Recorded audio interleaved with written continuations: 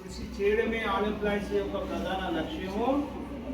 So గత 15-20 సంవత్సరాల నుంచి మేము చేస్తున్నటువంటి కృషి ఏదైతే ఉందో, ఇంటింటికి భారత రాజ్యాంగం బుక్ ఇవ్వడము, మహానీయుల యొక్క జీవిత చరిత్ర బుక్ ఇవ్వడము, భోజన వసతితో కూడిన బోధన కార్యక్రమాన్ని నిర్వహించడం ద్వారా ఈరోజు గడప గడపకు గుండె గుండెకు సావిత్రిబాయి పూలే గారి యొక్క జీవిత చరిత్రను చేర్చడం ద్వారా అది ప్రజల యొక్క గొంతుగా మారిపోయింది.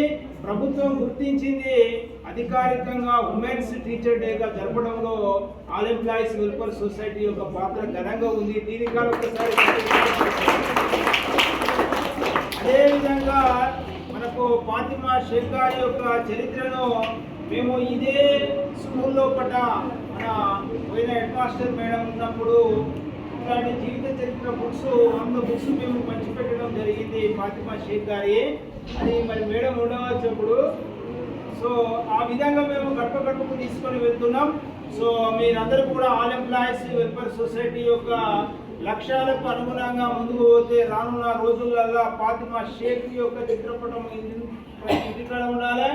ఆమె యొక్క జన్మదినాన్ని కూడా అధికారికంగా నిర్వహించుకునే విధంగా మనం అందరం కృషి చేస్తామని చెప్పేసి నేను భావిస్తూ ఈ అవకాశం ఇచ్చినటువంటి పాఠశాల హెడ్ మాస్టర్ గారికి, మరి సీనియర్ ఉపాధ్యాయులైన లక్ష్మీ మేడం గారికి, ఇందిరా మేడం గారికి, రత్నం సాయి గారికి అండ్ ఉర్దూ మీడియం టీచర్లకు, మరి అతిథులుగా వచ్చిన పాపన్న గారికి, వెంకటస్వామి గారి గారికి, మేడం గారికి అందరికీ కూడా ధన్యవాదాలను తెలియపరుస్తూ కోరుతున్నాను. ముందుగా మన పాఠశాల హెడ్ మాస్టర్ గారికి, ఎందుకంటే మేము ఫోన్ చేయగానే, ఎందుకంటే మేడం గారు అన్నీ తెలుసు, ఇది ఆల్ ఎంప్లాయీస్ లక్ష్యాలు పవిత్రమైనవి, గొప్పవి, విద్యార్థులకు ఉపయోగపడుతుంది, ఎడ్యుకేషన్కు ఉపయోగపడుతాయి అని చెప్పేసి ఎంబడి అనుమతించినటువంటి హెడ్ మాస్టర్ గారికి ముందుగా మనం అందరం కూడా ఘనంగా సన్మానం చేద్దాం.